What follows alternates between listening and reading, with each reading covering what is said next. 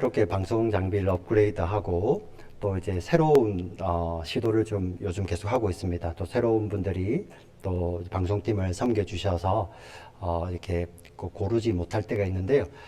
우리는 이때를 대비해서 찬송을 많이 알아야 됩니다. 그래서 오늘처럼 소리는 안 나오고 가사만 나오면 여러분들 마음속으로 부를 수 있어야 돼요. 그게 우리 진짜 믿음의 사람들입니다.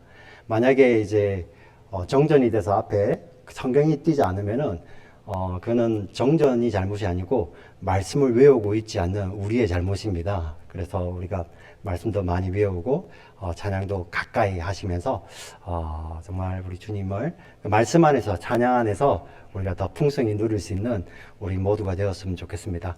우리 찬양팀을 격려하며 또 이 모든 영광 우리 하나님께 영광의 박수를 올려드리겠습니다. 네.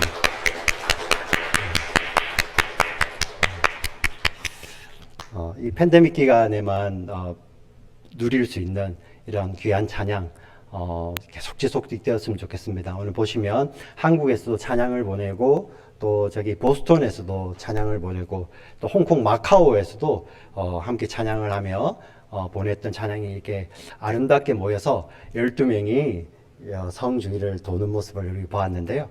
너무나도 감사합니다. 우리 다시 함께 믿음의 여정, 야곱이 걷고 있는 믿음의 여정을 다 같이 함께 걷도록 하겠습니다. 400명이나 되는 군사 대군을 이끌고 에서가 야곱을 쫓아옵니다. 마중을 나오죠. 우리 표준 세번역에 분명히 번역을 했죠. 그죠? 해하려고, 야곱을 해하려고 오고 있는 것입니다. 그때 야곱은 심히 두렵고 답답하여, 우리 32장 7절에 나왔죠. 심히 두렵고 답답한 마음에 야곱이 어떤 행동을 하기 시작합니다. 먼저 진을 나누었죠. 그죠? 야곱의 소유를 두 떼로 나누어서 최대한 희생을 줄이기 위한 전략을 세웁니다. 두 떼로 나눈다 하는 그 두 떼가 마하나임과 같은 의미라는 것을 제가 지난주에 설명을 드렸습니다. 희생을 줄이기 위해서 두 떼를 나누는 것도 굉장히 지혜로운 일입니다. 그리고 야곱은 기도하였습니다. 기도, 어려운 가운데 당연히 우리 믿음의 사람들은 기도해야 되겠죠. 자, 그리고 또 야곱은 거기에서 멈추지 않고 나눈 두 떼를 또 떼로 나누기 시작하죠. 그래서 어떤 전략을 세웁니까? 에서를 위해서 550마리나 되는 그런 많은 선물, 짐승들이죠. 암양, 암소, 이런 낙타 같은 이런 선물을 준비하여서 그 선물을 그냥 한꺼번에 내어놓는 것이 아니라 이렇게 또 때를 나눠서 이 에서의 마음을 조금씩 풀며, 이 선물은 우리 뒤에 있는 동생이 내 주 에서를 위해서 준비한 것입니다. 이렇게 이야기를 들음으로 말미암아 에서의 마음이 누그러지기를 원하는 야곱의 전략이었죠. 우리가 여기에서 보시면 이 야곱이 피해를 줄이기 위해서 떼를 나누는 것과, 그리고 나누어진 떼 가운데서 또 에서를 날리기 위해서 떼를 나누는 것들, 그런 것들은 사실 잘못된 것이 아닙니다. 우리가 살면서 필요하죠. 우리도 위험을 당할 때 그 위험 앞에 대비하는 것이 필요하죠. 그죠? 어떤 큰 위험이 올 때 어떤 것을 나누어서 그것을 분산할 수 있는 그러한 지혜가 필요합니다. 그런데 성경 창세기 32장은 그 지혜를 칭찬하는 장이 아니라, 성경 32장은 무엇을 이야기한다고 했습니까? 제일 먼저 하나님의 마하나임을 먼저 보여주셨잖아요. 하나님의 사자들도 이루어진 그 마하나임을 야곱 앞에 먼저 보여주셨습니다. 그 마하나임은 그때 나타난 것이 아니라 야곱이 믿음의 여정을 시작할 때 여전히 함께 하셨던 하나님의 사자들의 군대였죠. 마하나임. 네. 근데 야곱이 어떤 일이 일어나냐면은, 야곱이 자기가 대비하기 위해서 자기의 마하나임을 자꾸만 만들어 가잖아요. 그죠? 그게 더 철저해집니다. 더 철저해져요. 더 세분화하고. 얼마나 계획성이 있습니까? 철저한 것이 뭐가 나쁩니까? 그런데 문제는 뭐냐면은 그 철저함 속에서 야곱이 놓친 것이 있어요. 무엇입니까? 바로 하나님이에요. 하나님. 네. 야곱은 철저하게 자기의 마하나임을 잘 구축하고 있는데, 그 마하나임을 구축하면 구축할수록 야곱은 하나님을 놓치고 있는 거예요. 네. 심지어 어떠한 지경까지 일어나면 자기가 하나님을 놓치고 있는 것조차도 모르는 잊어먹는 그런 지경까지 가버리는 거예요. 우리 믿음의 여정을 걸어갈 때 우리도 그렇지 않습니까? 큰 위기가 다가와서 기도하는 가운데 하나님께 기도하며 어떤 일들을 준비해 나갑니다. 예, 아주 좋은 자세입니다. 꼭 필요한 성도의 자세이죠. 그런데 그것이 그 위기 대응에 내가 집중하다 보면 어느 순간에 우리는 하나님을 놓치고 있더라는 것입니다. 어떻게 알 수 있냐고요?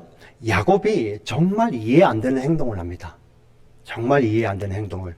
어떤 일을 하고 있냐면, 낮에 이제 형 에서에게 줄 선물이 있는 그 떼들은 강을 건너서 보냈어요. 낮에 보냈습니다. 자, 에서에게 마중 가게 하죠. 그리고 밤에 갑자기 야곱이 밤에요. 밤에 이제 자기 가족들을 데리고 그 강을 건너려고 합니다. 야복강인데요. 이 이스라엘 북쪽에 있는 이 강들은 이스라엘 북쪽이 조금 산악 지역입니다. 이 낙차가 심해가지고 강이 아주 이렇게 험해요. 그래서 보통 밤에는 잘 건너지 않습니다. 낮에 건너야 돼요. 특별히 우리 야곱 식구들은 어린 자녀들이 많잖아요. 굉장히 위험합니다. 어린 자녀들을 데리고 뭐 이렇게 짐승에 태워서 가더라도 짐승이 물을 건너가다가 짐승이 한번 이렇게 발을 들면은 아이들 떨어질 거 아닙니까? 굉장히 위험하기 때문에 밤에 건너지 않죠. 그리고 한번 우리가 상식적으로 생각을 해보면요. 지금 위험이 어디에 있습니까? 강 건너편에 에서가 있어요. 예. 그 에서로부터 도망치기 위해서 밤에 강을 건넌다는 것은 이해가 가지 않습니까? 그렇지 않습니까? 그런데 갑자기 밤에 그 에서 있는 쪽으로 가기 위해서 야곱이 일어나 자기 식구들을 데리고 건너는 거예요. 그 내용이 21절부터 23절입니다. 같이 한번 크게 읽어보겠습니다. 같이 읽겠습니다. 시작.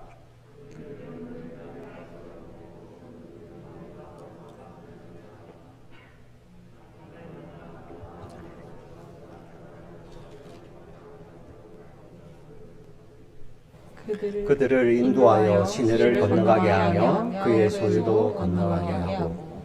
예, 굉장히 어색한, 굉장히 엉뚱한 이 행동이 사실 어떻게 알 수 있냐면은 이 야곱이 지금 하나님을 놓치고 방향을 잃어버린 거예요. 자기 자신도 지가 뭘 하는지 잘 몰랐을 거예요. 그리고 만약에 기어이 밤에 그 강을 건너야겠다 생각했으면 자기 가족들하고 같이 건너야 되지 않습니까? 예? 요셉은 어려요. 자기가 사랑했던 아내 라헬, 그리고 요셉뿐만 아니라 그 위에 아이들도 겨우 우리 가장 큰 르우벨이 한 12살 정도 될까? 그 정도밖에 안 되는 나이예요. 그 밑에 11명이 쫄쫄이 있잖아요. 얼마나 어린 아이들입니까? 같이 가야죠. 근데 야곱은 어디에 있는지 아십니까? 24절 보여주시면 야곱은 어디에? 강 안 건너고 여기 있는 거예요. 그래서 많은 성경학자들이 진짜 야곱다움을 보여주는 구절이 바로 이 구절이다. 강 건너편에 지켜보고 만약에 우리 가족들이 희생되면은 결국 자기 혼자 도망가겠다는 이 야곱다움을 보여주는 거죠. 사실 우리가 생각해보면 아버지 중에 이러한 사람이 있을까 할 정도로. 근데 살다 보면 이런 분들도 가끔씩 계시잖아요. 그죠? 이 야곱이 야곱다움을 드러내는 그러한 구절이라고 이야기를 하죠. 왜 이렇게 정말 우리 이성으로는 이해가 안 가는 행동을 하고 있을까? 왜 그러냐면은 모태신앙 야곱이 방향을 잃어버린 거예요. 하나님을 놓치고 있는 거죠. 예. 그 야곱에게 누군가가 씨름을 걸어옵니다. 야곱은 누구라고 생각했을까요? 네. 당연히 에서가 보낸 자객 정도로 생각했겠죠. 닌자. 제가 이거 주일학교 설교 때문에 하려고 했는데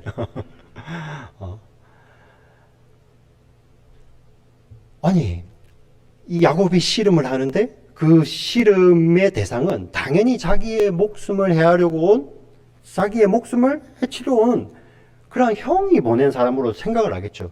그리고 씨름을 합니다. 사실 우리는 이 사람의 정체를 우리는 이미 알고 있죠. 성경을 다 읽었기 때문에. 그는 하나님께서 보내신 여호와의 사자. 우리 32장 1절에 나타났던 여호와의 사자들의 군대, 그 여호와의 사자죠. 하나님께서 보내신 자입니다. 그 자와 씨름을 시작합니다. 야곱이 살기 위해서 밤이 맞도록 씨름을 하죠. 사실 고대에 어떤 용사들끼리 이렇게 하루 종일 싸우는 이러한 이야기들이 많이 있습니다. 야곱이 밤새 씨름을 하는데 사실 그 씨름을 하면 할수록 야곱이 이상한 거죠. 왜 그렇겠습니까? 이 사람의 정체는 에서가 야곱의 목숨을 해기 위해서 보낸 자가 아니라 하나님께서 야곱을 교훈하시기 위해서 보내신 자이잖아요. 그죠? 예. 하나님께서 보내신 자입니다. 야곱을 교훈하기 위해서 보내셨기 때문에 그 씨름이 남달랐을 거예요. 예. 그리고 씨름 가운데 이러한 일이 벌어집니다. 야곱이 끝까지 버티니까 이 하나님께서 보내신 자가 야곱의 허벅지다리. 우리 5절 한번 25절 보여주시겠습니까? 야곱의 허벅지 관절을 칩니다. 우리 예전의 번역에는 환도뼈라고 번역을 했어요.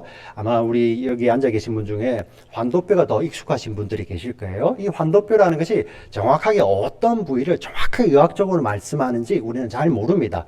자, 그런데 성경을 보니까 이 환도뼈는 몇 가지 특징이 있어요. 첫 번째가 어떤 힘의 근원을 상징하는 뼈예요. 힘의 근원.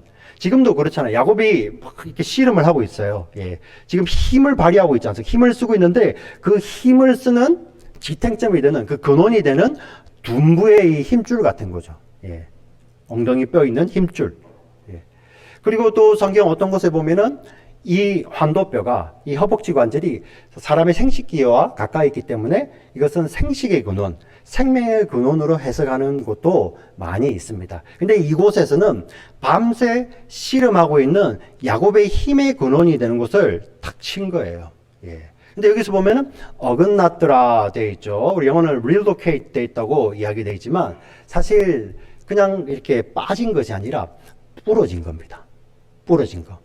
왜냐하면 야곱은 이때부터 평생 접니다. 이때부터 평생 절고요. 이 야곱의 후손들은 이 사건 이후로 야곱의 후손들이 이제 이스라엘 민족이 되는데 그 민족들은 이 야곱의 이 사건 때문에 그 부위에 있는 힘줄은 먹지 않죠. 예. 그 정도로 이스라엘 민족들에게는 아주 기념비적인 사건입니다. 그리고 야곱은 이때부터 그 사람이 그 전에 보시죠. 24절에 보면은 내가 보고 도망가는 그러한 인생에서 이제는 절며 어떤 것에 의존하는 존재가 되어버리죠. 그래서 우리 히브리서 11장에 보면 이 야곱의 삶을 마무리할 때 히브리서 기자가 이렇게 이야기를 합니다. 그가 지팡이에 기대어 그의 자손들을 축복했다고 표현을 합니다. 지팡이에서 단순히 기댔다는 그 지팡이를 야곱이 사랑했다는 것이 아니라 야곱이 뭔가를 의지하고 살았다는 거죠. 그 지팡이가 보여주는 것은 이제 야곱이 자기 마음대로 막 가는 자들이 아니라 어디든지 원하면 뛰어가는 자가 아니라 하나님의 뜻에 꺾여서 의지하는 자로 변했다는 것을 이 환도뼈가 부서지는 것으로 보여주고 있는 것입니다. 자, 이렇게 지금 이런 씨름이 이렇게 치열합니다. 그리고 아침에 오려가자 씨름하던 자가 떠나려고 하죠. 근데 야곱이 더 황당한 부탁을 합니다. 이 당시에 어떤 사람과 싸우다가 겨루다가 내 팔이 부러지잖아요. 어떻게 하냐면은 반드시 상대방의 팔도 부러뜨려야 돼요. 예. 이게 그 당시 고대 근동의 법입니다. 만약에 그게 안 되면은 배상을 받아내야 됩니다. 배상을. 내 팔이 부러지면 상대방의 팔도 부러뜨려야 되고 내 팔이 부러진 만큼 상대방에게 배상을 받아내야 되는데 오늘 이 씨름 가운데서는 야곱이 이렇게 이야기합니다. 그런 게 아니라 제발 나를 좀 축복해 주세요. 제발 축복해 주세요. 예. 야곱은 이 씨름을 하는 가운데서 이가 보통 단순한 사람이 아니라 어떤 신적인 존재, 어떤 신적인 존재로부터 보내심을 받은 자인 것을 알게 되는 거죠. 그래서 야곱이 그렇게 매달립니다. 그래서 우리 호세아 12장 4절에 가면 야곱이 울며 거기에 보면 야곱이 천사 하나님의 사자를 이렇게 울며 매달렸다고 이렇게 호세아 12장 4절은 이야기하죠. 지금 야곱이 그렇게 하는 것입니다. 이 힘도 못 쓰는 자가 끝까지 매달리며 제발 나를 축복해 주세요. 제발 나를 축복해 주세요. 이러고 하고 있는 것입니다. 그때 이 하나님의 사자가 이렇게 이야기를 합니다. 예, 26절 당신의 이름이 뭐냐? 예. 27절입니다. 27절 같이 읽겠습니다. 시작. 내 이름이 무엇이냐? 그가 이르되 야곱이니이다. 자, 한번 이 밤 한번 생각해 보십시오. 밤새 야곱은 씨름을 하였습니다. 그런데 그 씨름했던 대상이 너의 이름이 무엇이냐. 창세기에서 이름을 짓고 이름을 물을 때는 너의 존재가 무엇이냐 하고 묻는 것하고 같은 의미예요. 너의 존재가 무엇이냐? 내 이름이 무엇이냐 물었을 때 너 존재는 무엇이? 너는 어떤 사람이니? 이렇게 묻는 것입니다. 자, 그때 야곱이 나는 야곱이에요 라고 대답을 하죠. 야곱의 이름의 뜻이 무엇이었습니까? 바알 뒤꿈치를 잡는 자. 그래서 속이는 자라는 이름도 거기 담겨 있죠. 바알 뒤꿈치는 언제 잡는 것입니까? 씨름할 때. 여러분 유도나 씨름할 때 그 발 기술이 있죠, 그죠? 예, 씨름할 때. 자, 야곱의 이름에 담겨 있는 그 의미는 씨름한다는 의미예요. 씨름. 예, 겨루고 씨름하는 거죠. 밤새 겨루고 밤새 씨름했는데 상대방이 이름을 몰라서 묻는 게 아니잖아요. 하나님 보내신 자입니다. 야곱의 이름을 몰랐겠습니까? 그런데 너의 근원은 무엇이냐? 너의 존재는 무엇이냐 할 때 밤새 씨름하던 야곱이 저는 씨름하는 자예요. 이렇게 대답하는 것입니다. 이 짧은 그 암흑 같은 그 밤 사이에 야곱의 인생이 다 담겨 있는 것이죠. 야곱은 어땠습니까? 태어날 때부터 뭐 하던 자였죠? 형의 발꿈치를 잡은 자였죠. 뭡니까? 씨름하는 자였죠. 태어날 때부터 씨름하는 자였습니다. 그리고 야곱은 원하는 것을 다 얻기 위해서 심지어 속여서라도 그는 얻어내야 됐죠. 그 인생은 그의 형 에서와 씨름하는 자였고 심지어 그가 얻어내고 싶은 것을 이루기 위해서는 그의 아버지 이삭마저도 과감하게 속였던 자가 바로 야곱입니다. 그 집에서만 그랬으면 태어나서 아버지 집을 떠날 때까지 야곱은 겨루는 자였죠. 그리고 그 뒤에는 어떻습니까? 20년 동안 이제는 라반이 야곱보다 더 야곱처럼 속이지만 그러나 야곱은 야곱다움을 잃지 않았죠. 끝까지 겨루지 않습니까? 예. 외삼촌이 속이면은 정말 외삼촌도 감탄할 그러한 성실함으로 이래서 얻어내고, 그죠? 외삼촌이 이것을 바꾸면은 어떻게 해서든 마른 나무 가지를 매일 꺾어서 그 앞에 그 물 먹는 짐승 앞에 갖다 두는 그런 열심을 부려서라도 얻어내려고 하는 겨루는 자였잖아요. 겨루는 자. 자, 밤새 씨름하는 그 존재에게 너의 이름이 무엇이냐 하는 그 물음은 야곱의 인생 전체를 담고 있는 그런 질문하고 같은 거예요. 네. 내가 씨름하는 자입니다. 내가 원하는 것을 위해서는 누구하고도 겨루는 그러한 야곱입니다. 라는 그런 대답이 있는 것입니다. 자, 그러자 그 겨루던 자가, 하나님께서 보내신 자가 이렇게 말씀을 하십니다. 이제부터 다시는, 우리 원어에 이 표현이 있어요. 다시는 야곱이라고 부르지 말고 이스라엘이라 하리라. 예. 우리 28절을 같이 읽겠습니다. 같이 읽겠습니다. 시작.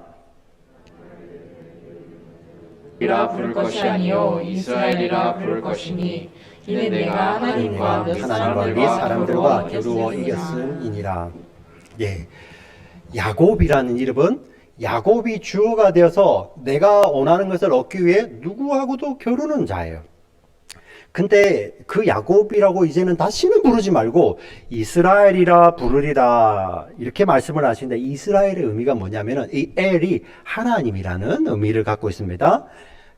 이 엘이 붙어 있는 이 히브리식 이름은 다 주어가 하나님이에요. 이스라, 하나님이 이기신다. 하나님이 다스리신다. 하나님이 승리하신다라는 그러한 의미를 담고 있는 이러한 단어입니다. 네. 그래서 이스라엘이라는 이름은 영어로 하면은 God prevails. 예. 하나님이 주도하시는 인생. 그러한 뜻이라는 것입니다. 자, 이름의 의미가 정반대죠.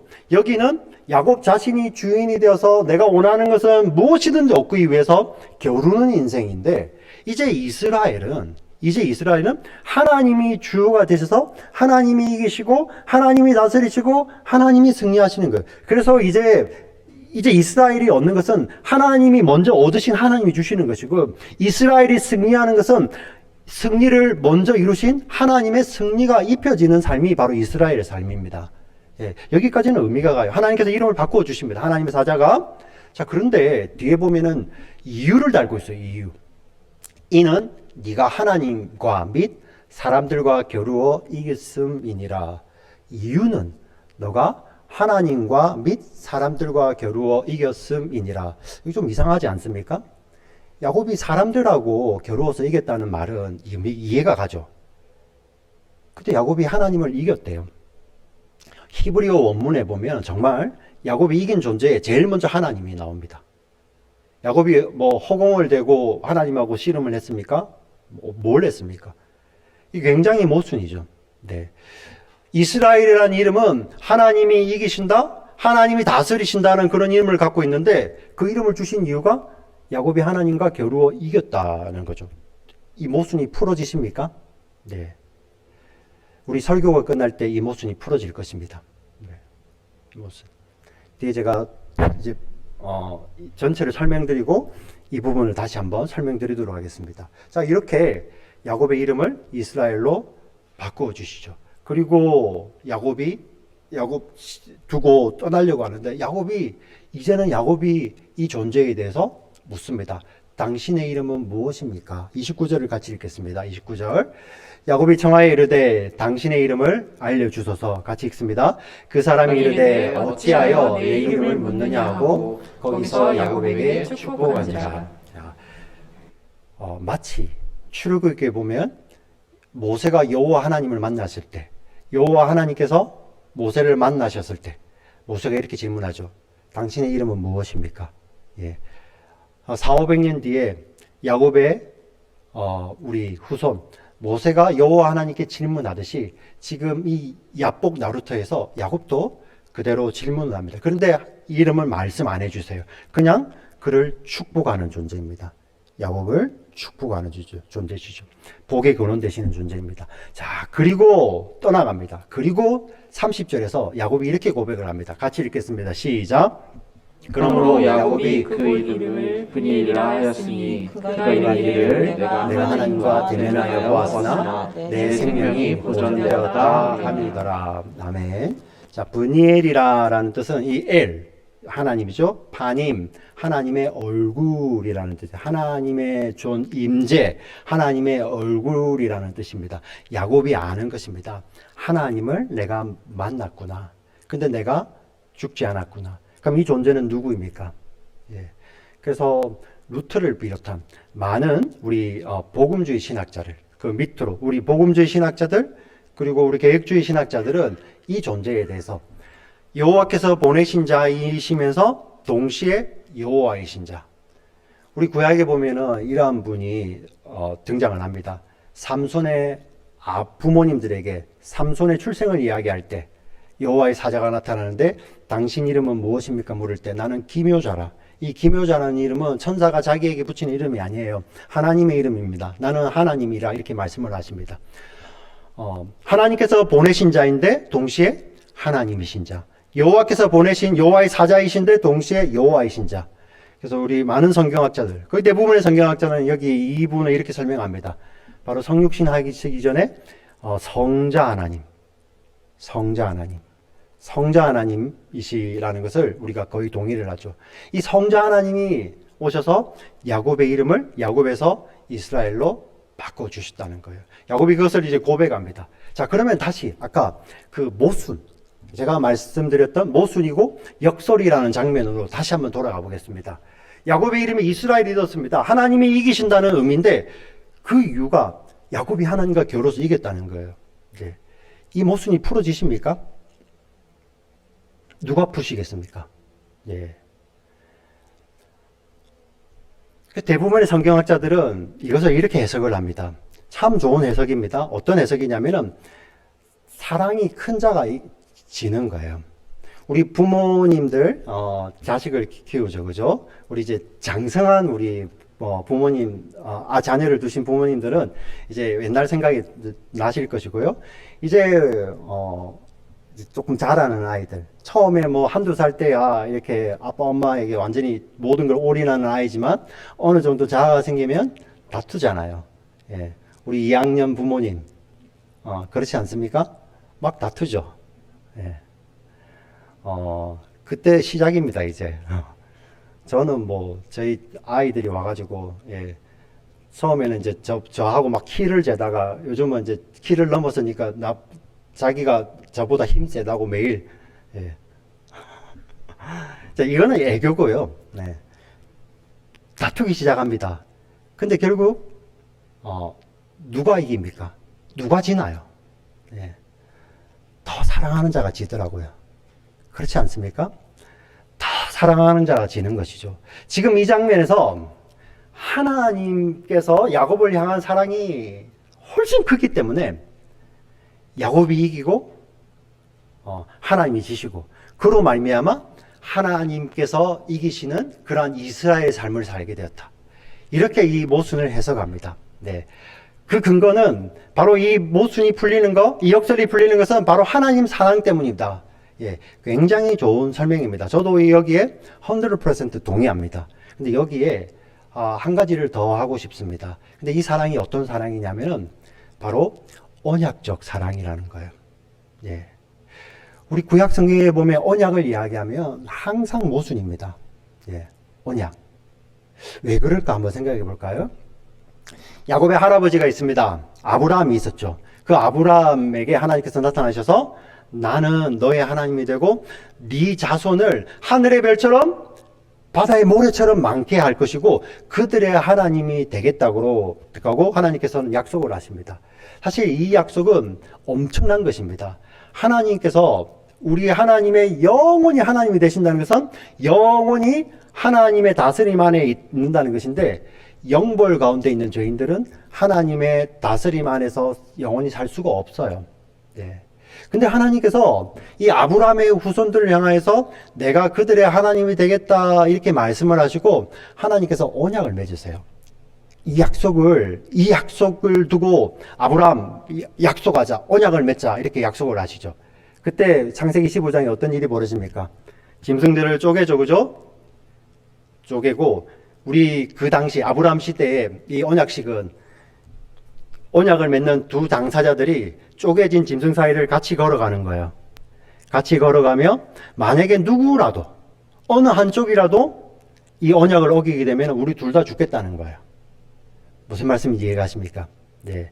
이게 그 당시에 보편적인 언약인데요. 또 이러한 언약이 있었습니다. 또 다른 형태의 한 언약이 있는데 이거는 주종 관계가 분명한 사람들이 맺는 언약이에요. 왕과 신하, 예. 그리고 주인과 노예가 맺는 언약이죠. 약속을 맺는데 짐승을 쪼개놓고 그 사이를 주인과 노예가 같이 걷는 거 아닙니다. 왕과 신하가 같이 걷는 거 아니에요. 누구만 걷느냐면은 신하가 걷고요. 노예만 걷는 거예요. 심지어 이 어떤 의미냐면은 노예나 신하가 이 약속을 옮겨도 노예가 죽지만 심지어 주인이 약속을 어겨도 노예가 죽고 신하가 죽는 거예요. 이게 고대 근동의 언약입니다. 네. 근데 이게 보편적인 것이죠. 근데 어떤 일이 벌어집니까? 하나님께서 아브라함과 약속을 맺으실 때 그 사이로, 쪼갠 고기 사이로 누가 지나가시죠? 아브라함 졸고 있잖아요. 깊은 잠 가운데 있을 때 뭐가 나타나죠? 타는 횃불과 타는 화루가 나타나죠. 하나님의 임재의 상징인 그 타는 불이 어디를 통과합니까? 쪼개진 고기 사이를 지나가는 거죠. 예. 이건 말이 안 되는 것입니다. 왜냐하면 하나님은 변함이 없으시잖아요. 언약을 어기시는 분들은, 어기는 자들은 하나님이 아니라 누구입니까? 하나님과 약속을 맺었던 언약 백성들만 어기잖아요. 근데 어겼잖아요. 심지어 아브라함도 어겼고 하나님 다 알고 계시잖아요. 하나님의 백성들이 그것을 어길 거라는 거 다 알고 계시죠. 근데 하나님은 거기를 지나가십니다. 이것도 모순이고, 예, 이것도 해석이 안 되는데 더한 것은 무엇입니까? 그 지나간다는 것은 이 언약을 누군가 어기게 되면 지나간 당사자는 죽겠다는 거예요. 구약의 설명으로는 하나님이 돌아가신다고요? 해석이 됩니까? 해석이 되지 않죠. 이거는 누구도 해석할 수 없는 것입니다. 인간의 지혜로는. 근데 해석이 되었죠. 예. 어디서요? 십자가에서요. 아브라함과 하나님이 언약을 맺으신 후 약 2000년이 지나 골고다 언덕에서 하나님의 아들이 마치 쪼갠 고기처럼 십자가에서 제물이 되어서 쪼개지시죠. 하나님의 아들은 하나님이시죠.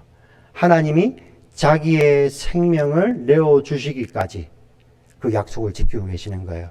그 아브라함의 자손들을 하늘의 별처럼 바다의 모래처럼 많은 수많은 아브라함 자손들을 하나님의 자녀 삼으시기 위해서 하나님이신 하나님의 아들이 그 십자가에서 자신을 쪼개시고 자기의 생명을 내어주시죠. 예. 그 아브라함의 후손들이 바로 우리라니까요. 네. 그 십자가에서 하나님께서 아브라함과 맺으셨던 그 언약적 사랑의 모순이 해결이 됩니다. 동시에 야곱과 하나님께서 맺으셨던 그 언약적 사랑의 모순이 해결이 되는 것이죠. 예.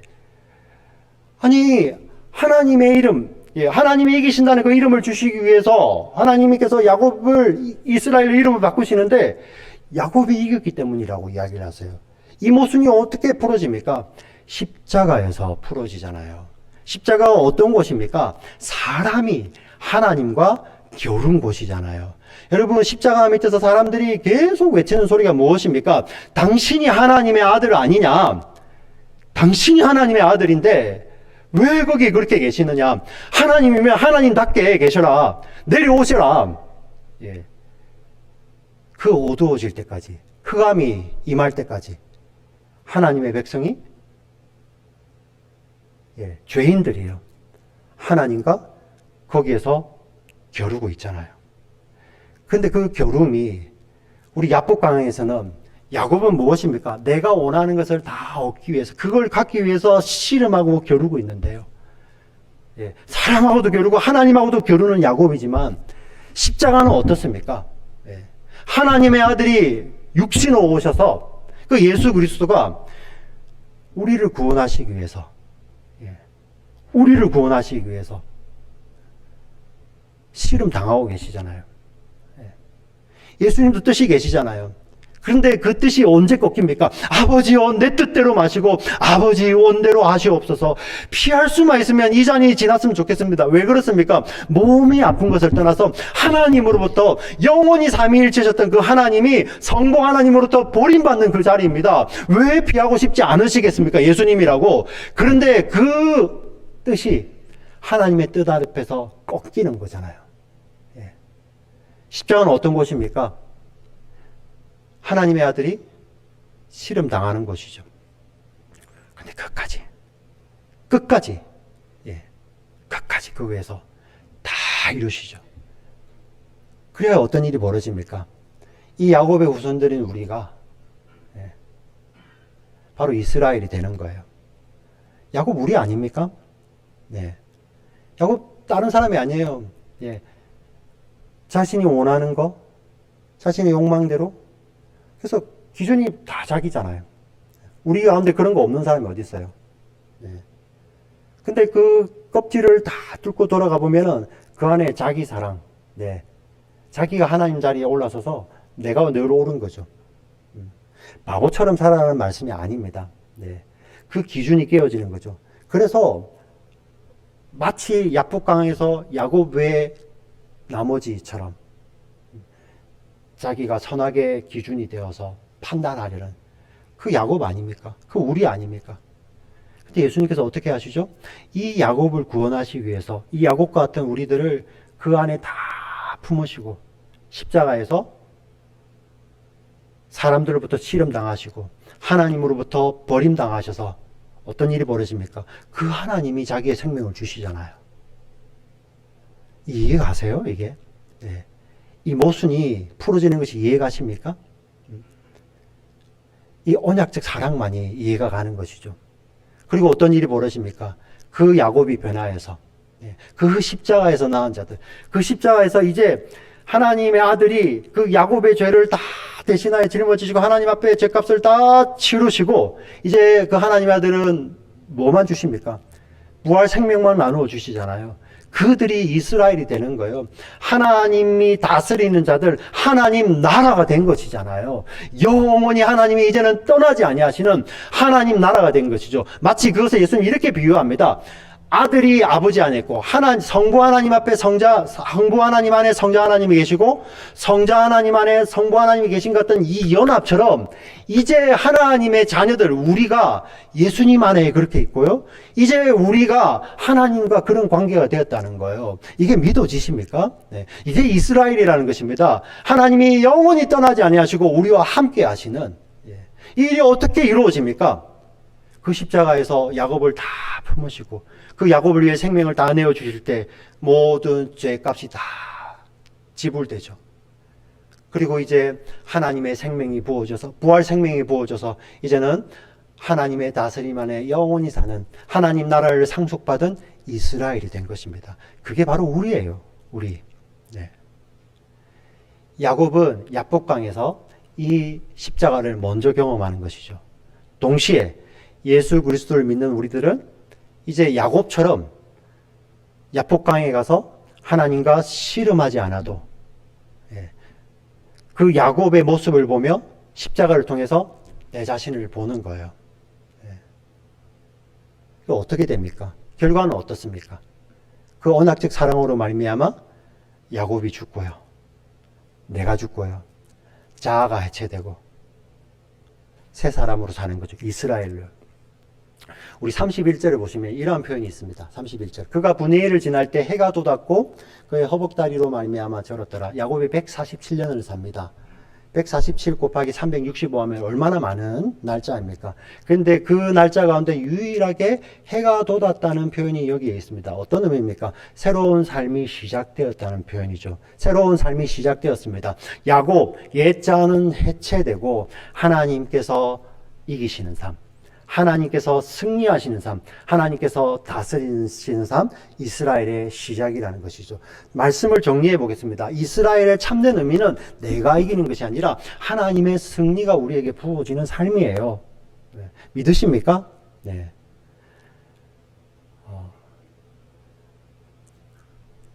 문제보다 크신 하나님으로 말미암아 우리의 삶이 변화되는 삶, 그것이 바로 이스라엘인 것입니다. 우리는 이스라엘입니다. 네. 하나님이 이기시는 삶. 그 증거가 무엇입니까? 이제 우리 삶 가운데서 이제 예수를 믿기 때문에 이러한 삶의 증거들이 나타나는 것이죠. 어떤 증거들입니까? 그전에는 너무 힘들어요. 막 미칠 것 같아. 여기만 좀 피했으면 좋겠어요. 예. 왜 그럴까요? 곰곰이 생각해 보면 내 기준하고 안 맞는 거예요. 예. 야곱이 내 기준에는 이건 나하고 한참 다른 거죠. 예. 그게 그냥 직장이면 모르겠는데 심지어는 요즘 시대들은 자기 가정을 그렇게 생각해요. 예. 마치 그래서 결혼을 그냥 장난처럼 하죠. 그죠?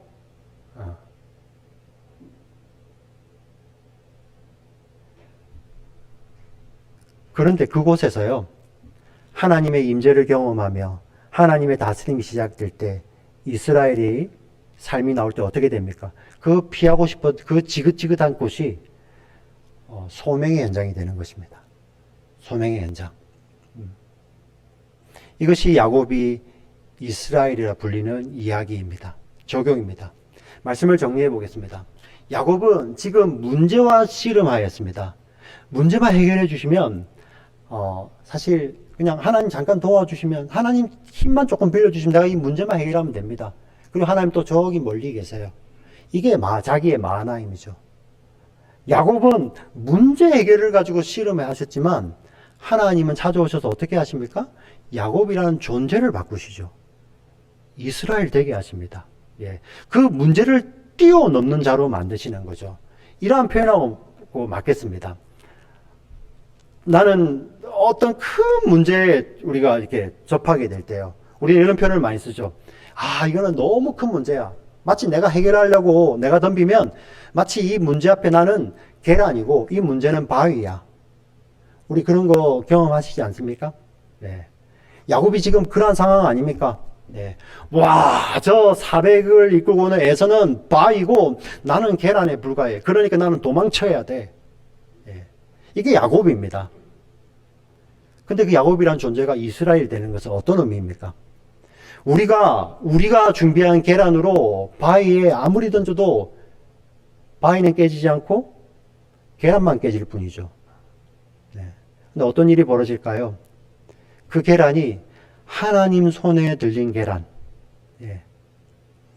하나님이 다스리시는 계란이 되었을 때 어떤 일이 벌어집니까? 그 계란이 날라가 바위에 부딪히면 계란이 깨어지는 것이 아니라 바위가 깨지는 거야. 예. 이게 분이엘의 삶입니다. 이게 이스라엘의 삶이에요. 우리는 다음 시간에 이 삶의 적용을 보게 될 것입니다. 사랑하는 우리 지체 여러분, 우리는 이제 물리적으로 약복강에 가실 필요도 없어요. 그러한 정말 레슬링 하실 필요도 없이요. 십자가를 통해서, 우리 십자가 지신 예수님을 통해서 우리는 늘 나 자신을 보게 됩니다. 우리의 옛자라고 표현하죠. 욕심을 따라 사는 이 야곱. 그 야곱이 꿈틀꿈틀거릴 때 우리는 십자가에서 예수님을 통해 나를 위해서 자기 생명을 다 내어놓으신 그 예수님 때문에, 그 지신 예수님, 야곱에 맞아 지신 그 예수님 때문에 내 삶이 이스라엘 삶을 살게 되는 것입니다. 말씀을 정리하며 우리 함께 이 갈라디아서 2장 20절 오늘 말씀을 생각하시며 이 말씀을 한번 외우심으로 같이 읽으심으로 말씀을 정리하겠습니다. 이것은 야곱이 해체되고 이스라엘로 사는 우리 성도들의 신앙 고백입니다. 같이 한번 외우시는 분들 계시겠죠? 네, 같이 한번 천천히 이 말씀을 읽고 말씀을 마치겠습니다. 같이 읽겠습니다. 내가 그리스도와 함께 십자가에 못 박혔나니 그런즉 이제는 내가 사는 것이 아니요 오직 내 안에 그리스도께서 사시는 것이라. 이제 내가 육체 가운데 사는 것은 나를 사랑하사 나를 위하여 자기 자신을 버리신 하나님의 아들을 믿는 믿음 안에서 사는 것이라. 아멘. 우리 눈을 한번 감아 보겠습니다. 먼 옛날 야곱의 씨름은 그 4000년 전에 나랑 전혀 상관없는 사람의 씨름이 아니었습니다. 바로 우리 옛사람이 지금도 벌리는 씨름이죠. 우리가 구원받기 전에, 하나님을 알기 전에 우리가 벌렸던 씨름이고요. 하나님을 안다고 하며 하나님의 자녀가 되었다고 말은 하면서도 여전히 내가 주인 되고 내가 기준 되고 나는 무조건 옳아야 되고 하는 그 옛사람 야곱의 씨름입니다. 우리가 어떻게 이 씨름에서 이길 수 있습니까? 야곱 스스로 이기지 못하잖아요. 어떻게 이깁니까? 바로 하나님의 지심으로 말미암아 그 승리가 야곱에게 부어졌죠. 우리도 마찬가지입니다. 십자가에서 사람들에게 모욕당하고 사람들에게 조롱당하고 뻘거벗게 지셔서 너도 하나님의 아들 아니냐? 내려와 봐라. 그 예수님 그때 그렇게 참으신 이유가 왜 그럴까요? 바로 지금 눈을 감고 있는, 지금 기도하는 우리 때문 아닙니까? 이 세상에 단 한 사람, 나를 구원하시기 위해서 십자가에서 예수님께서 그렇게 뻘거벗게 지셔서 사람들로 실험당하고 모욕당하시겠습니까? 물으신다면 예수님은 예스라고 대답하실 것입니다. 바로 그 십자가가 나를 위한 십자가이고 야곱과의 씨름이 바로 나를 깨우치기 위한 그런 씨름인 줄 고백하는 우리 모두가 되었으면 좋겠습니다. 눈을 한번 감고 이 시간 하나님 앞에 기도하면 가기를 원합니다.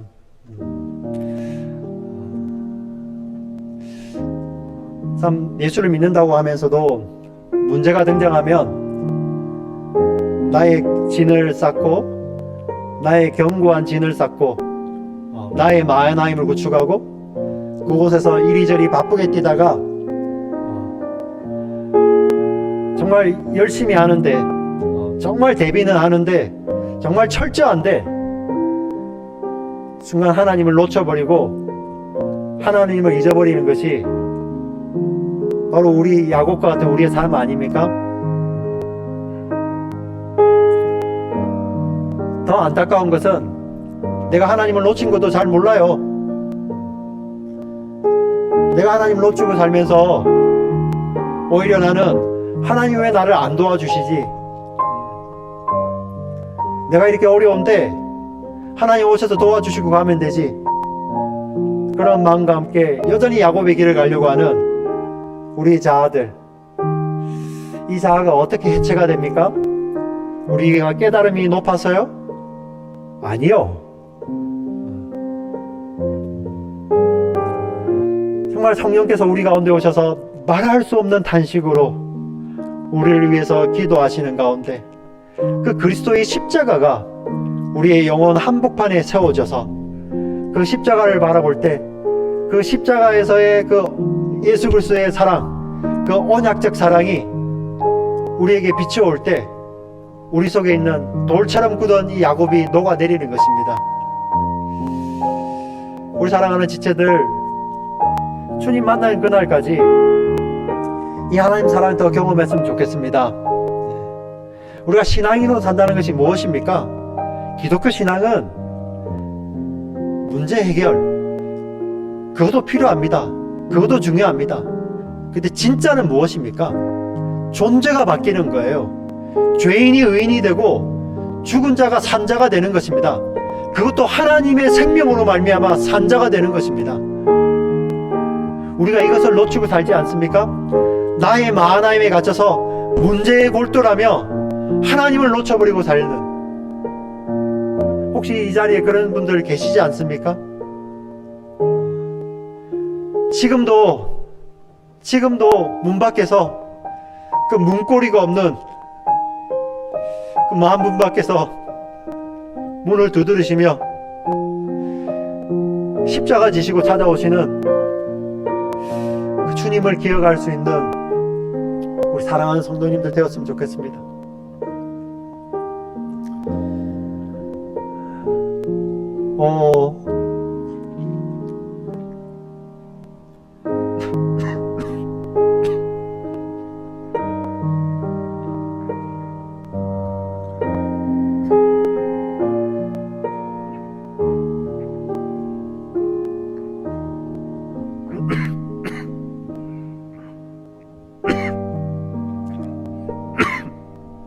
죄송합니다.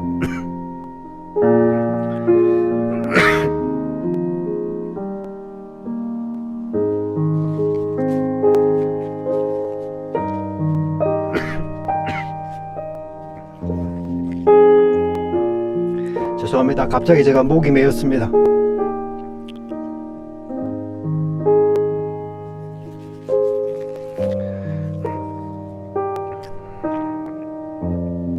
지금도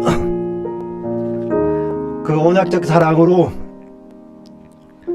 우리를 목이 메도록 기다리시는 주님 앞에 우리의 마음을 돌이키는 우리가 되었으면 좋겠습니다. 우리가 야곱을 내려놓고 그 주님 사랑 때문에 하나님, 정말 하나님이 다스리시는 그러한 이스라엘로 살기를 원합니다.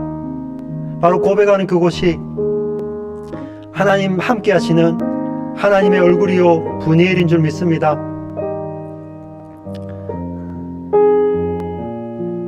우리 사랑하는 성도님들,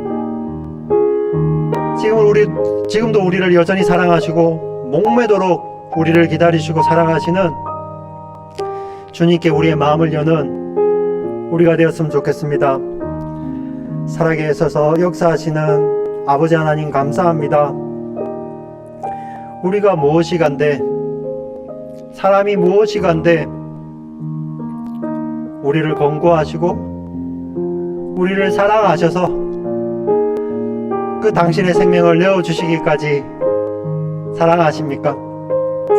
우리 인간의 머리로는 풀 수 없는 그러한 모순들, 그러한 역설들, 그 언약 안에 담겨있는 그러한 모순과 역설들을 당신의 생명을 지불하심으로 다 풀어내시고 지금도 우리를 사랑한다고 말씀하시고 우리로 다시는 야곱이라 부르지 않고 이스라엘이라 우리를 부르시는 하나님의 은혜에 감격하여 하나님 다시 한번 주님의 얼굴 앞에 저희들 돌아옵니다. 우리의 마음을 불쌍히 여겨주시고 우리의 마음 가운데 하나님의 그 사랑의 빛을 가득 비춰주셔서 교만하고 강팍한 우리의 마음이, 우리의 심령이 녹아내리는 그런 역사가 있게 하여 주시옵소서. 우리를 너무나도 사랑하시는 구주 예수 그리스도의 이름으로 간절히 기도합니다. 아멘.